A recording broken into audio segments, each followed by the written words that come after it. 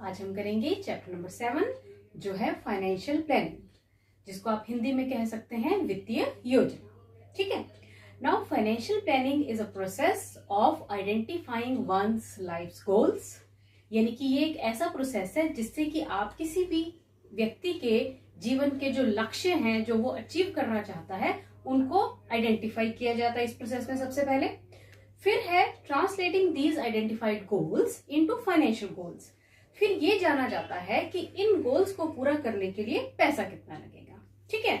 और third, managing one's finance in the way that will help one to achieve those goals, यानी कि उस इंसान के फाइनेंस को इस तरह से प्लान करना ताकि वो अपने गोल्स को या अपने जीवन के लक्ष्यों को पूरा कर सके। ठीक है ना। तो हम सिंपल शब्दों में कह सकते हैं कि फाइनेंशियल प्लानिंग एक ऐसा प्रोसेस है जिससे कि हम किसी भी व्यक्ति के जो जीवन के लक्ष्य हैं उनको पूरा करने में उसकी मदद कर सकते हैं। ठीक है।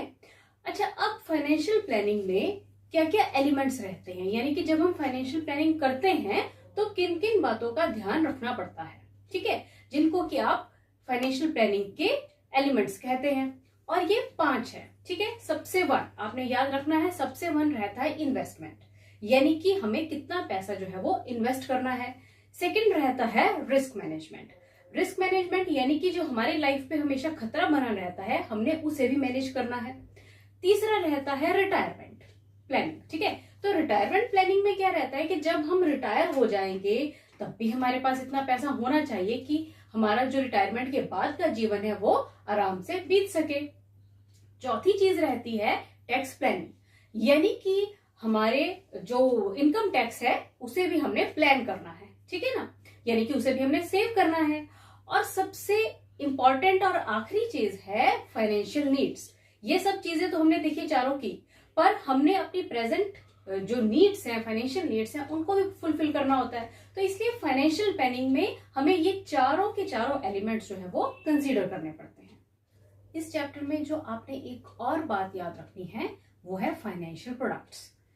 तो फाइनेंशियल प्रोडक्ट्स जो है वो 3 तरह के होते हैं। ठीक है। अब ये कौन कौन से टाइप्स हैं तो वो आपको मैं अभी बताऊंगी। तो इसमें सबसे जो पहला प्रोडक्ट है वो है ट्रांसैक्शनल प्रोडक्ट। तो ट्रांसैक्शनल प्रोडक्ट ऐसे प्रोडक्ट्स होते हैं जिनमें लेन देन चली रहती है। ठीक है। तो इसके एग्जाम्पल में आ जाएंगे bank deposits and other type of saving products. दूसरे जो फाइनेंशियल प्रोडक्ट है वो है कॉन्टिजेंसी प्रोडक्ट। कॉन्टिजेंसी प्रोडक्ट ऐसे प्रोडक्ट्स होते हैं जो हमें खतरे के वक्त सुरक्षा प्रोवाइड करते हैं। ठीक है। और इसका जो एग्जाम्पल है वो आ जाता है लाइफ इंश्योरेंस। ठीक है। और जो तीसरे तरह के फाइनेंशियल प्रोडक्ट हैं वो है वेल्थ एक्यूमुलेशन प्रोडक्ट्स, यानी कि ऐसे प्रोडक्ट्स जिससे कि हम ज्यादा पैसा इकट्ठा कर सकते हैं। और इसके एग्जांपल्स में आ जाते हैं shares and high yielding bonds, या फिर आप कह सकते हैं रियल एस्टेट एंड इस तरह के कुछ प्रोडक्ट्स जिससे कि जल्दी और कम समय में ज्यादा पैसा इकट्ठा किया जा सकता है। ठीक है। अब इस चैप्टर में एक और चीज आपको ध्यान रखनी है वो है risk profile and investment style, क्योंकि जब हम फाइनेंशियल प्लानिंग करते हैं तो रिस्क प्रोफाइल और इन्वेस्टमेंट स्टाइल को भी ध्यान में रखा जाता है। ठीक है। अब देखिए कि रिस्क प्रोफाइल या इन्वेस्टमेंट स्टाइल, इससे हम क्या समझते हैं। कोई भी इंसान जब अपनी लाइफ के अलग अलग स्टेजेस में होता है तो उसका जो रिस्क प्रोफाइल है वो चेंज होता रहता है। ठीक है। देखिए, सबसे पहले जब कोई भी व्यक्ति बहुत यंग होता है ना, तो जो उसका रिस्क प्रोफाइल रहता है वो रहता है एग्रेसिव, यानी कि वो हाई रिस्क टेकर होता है उस टाइम पे, है ना। तो उस टाइम पर जो उसका इन्वेस्टमेंट स्टाइल रहता है वो रहता है एक्यूमुलेटिव, यानी कि एक साथ मैं ज्यादा पैसा इकट्ठा कमा सकूं। ठीक है। अच्छा, फिर जो सेकंड रिस्क प्रोफाइल है उसे हम कहते हैं प्रोग्रेसिव। ये जो रिस्क प्रोफाइल है ये आता है जब जो व्यक्ति है उसकी एज थोड़ी सी बढ़ जाती है, हम कह सकते हैं कि वो अपनी 30s में जब वो पहुंच जाता है ना, तो उस टाइम पर उसका जो रिस्क प्रोफाइल है वो थोड़ा सा केयरफुल हो जाता है, और वो जो इन्वेस्टमेंट भी करता है वो कैसा सेफ और सिक्योर इन्वेस्टमेंट जो है वो करना चाहता है। तो उस टाइम पर जो उसकी इन्वेस्टमेंट रहती है वो रहती है कंसोलिडेटेड, यानी कि वो कुछ ऐसी इन्वेस्टमेंट करता है। कंसोलिडेटेड मींस एक मजबूत इन्वेस्टमेंट करना चाहता है जिसमें कि उसका पैसा जो है वो कहीं मतलब कम रिस्क में ही रहे। ठीक है।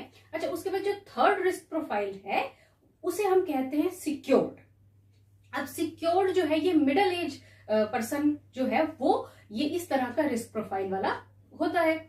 इसमें क्या होता है कि जो पैसा उसने अपनी प्रोग्रेसिव स्टेज में जो जोड़ा है उसे वो इन्वेस्टमेंट स्टाइल कैसा रहेगा, उसका स्पेंडिंग हो जाएगा, क्योंकि उस एज में आकर उसे स्पेंड करना पड़ता है अपने बच्चों की पढ़ाई पे या वो अपना घर खरीदता है, तो वहां पर जो उसका इन्वेस्टमेंट स्टाइल आ जाता है वो कैसा आ जाता है, वो आ जाता है स्पेंडिंग। ठीक है। और जो फोर्थ रिस्क प्रोफाइल है ये रहता है जब इंसान जो है वो रिटायरमेंट के पास पहुंच जाता है। ठीक है ना। और ये हमारा जो रिस्क प्रोफाइल है ये होता है conservative.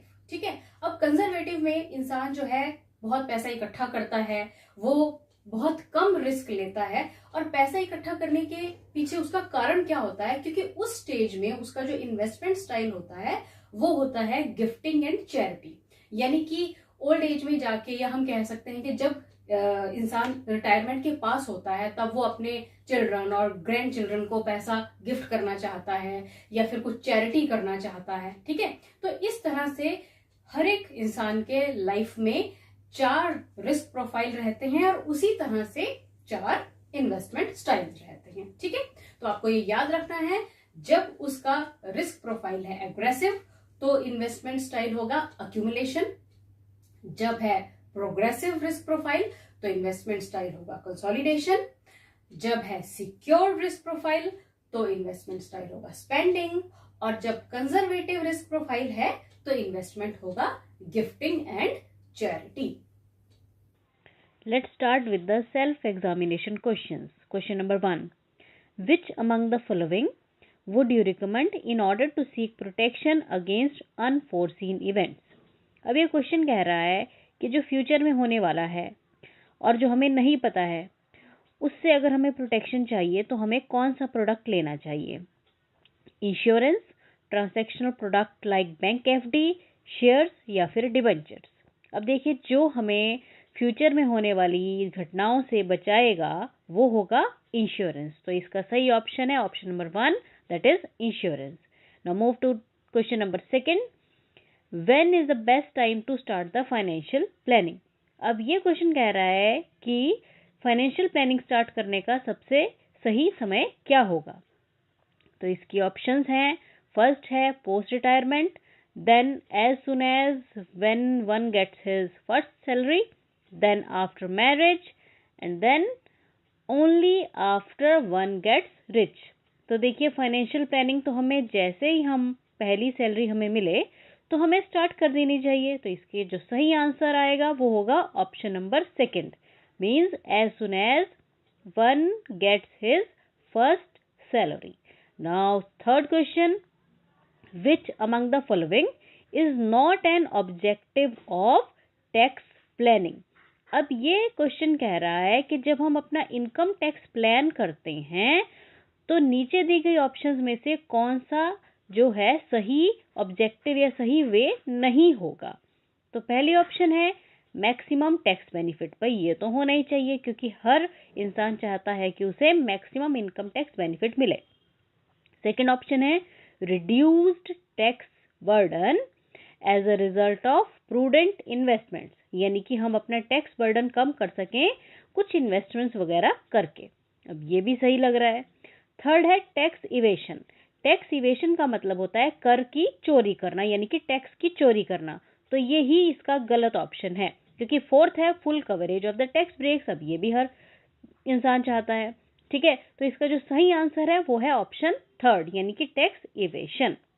Now fourth question, an individual with an aggressive risk profile is likely to follow wealth dash investment style. अब देखिए कि हमने इस चैप्टर में पढ़ा है कि अगर कोई इंडिविजुअल जिसका रिस्क प्रोफाइल जो है वो एग्रेसिव है तो उसका इन्वेस्टमेंट स्टाइल कैसा होना चाहिए। बिल्कुल सही, उसका इन्वेस्टमेंट स्टाइल होना चाहिए एक्यूमुलेशन। तो इसका जो सही आंसर है वो ऑप्शन सी है। तो accumulation will be the right answer. Now fifth question, what is the relationship between investment horizon and returns? तो अब ये क्वेश्चन कह रहा है कि इन्वेस्टमेंट हॉरिजॉन और रिटर्न्स, यानी कि इन्वेस्टमेंट और रिटर्न के बीच में क्या रिलेशन होना चाहिए या होता है। अब देखिए सीधी सी बात है कि ज़्यादा इन्वेस्टमेंट करेंगे तो ज़्यादा रिटर्न मिलेगा। अब सही ऑप्शन देखिए जरा कहाँ है। बिल्कुल सही, ये है B option, greater investment horizon larger the returns. ठीक है, चलिए नेक्स्ट क्वेश्चन है आपका 6th, which among the following can be categorised under transactional product. तो जैसे कि मैंने अभी आपको डिस्क्रिप्शन में बताया था कि ट्रांसैक्शनल प्रोडक्ट में क्या आ जाते हैं, जी बिल्कुल सही, ये होंगे बैंक डिपॉजिट्स, यानी कि इसका सही जो आंसर है वो है option A, bank deposits. Now 7th question, which among the following can be categorised under contingency product. तो कॉन्टिंजेंसी प्रोडक्ट क्या होते हैं, जो हमें मुसीबत के वक्त सुरक्षा देंगे, तो वो होगा लाइफ इंश्योरेंस। तो सही आंसर जो है option B, life insurance. Now 8th question, which of the below can be categorised under wealth accumulation products. तो वेल्थ अक्यूमुलेशन प्रोडक्ट्स जो हैं, क्या होगा इसका सही आंसर, बिल्कुल सही, ये है शेयर्स। तो ऑप्शन डी जो है वो इसका सही आंसर है। नाउ 9th क्वेश्चन क्या कह रहा है, dash is the rise in general level of prizes of goods and services in an economy over a period of time.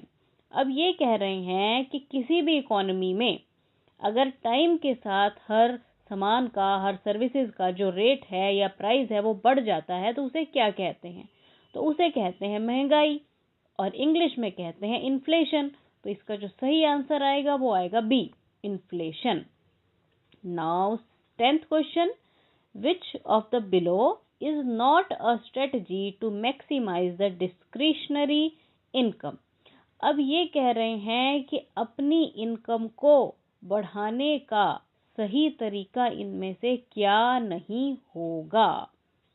तो देखिए इसमें ऑप्शंस हैं, डेब्ट reconstructing, then loan transfer, then investment reconstructing and insurance purchase.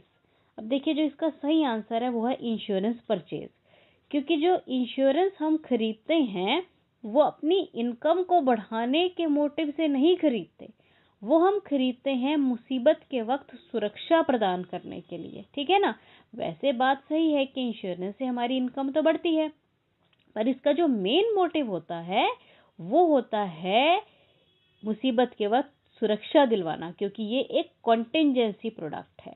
तो इसका जो सही answer है वो है ऑप्शन डी, इंश्योरेंस पर